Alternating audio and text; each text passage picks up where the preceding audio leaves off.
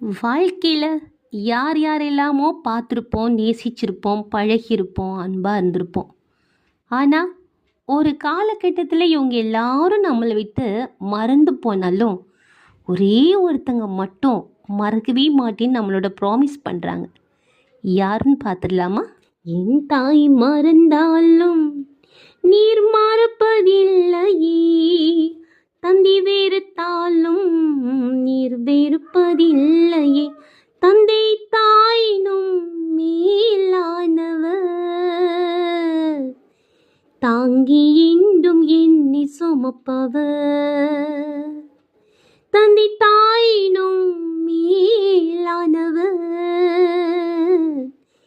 தாங்கி என்று எண்ணி சுமப்பவர். என் தாய் மறந்தாலும் நீர் மறப்பதில்லையே,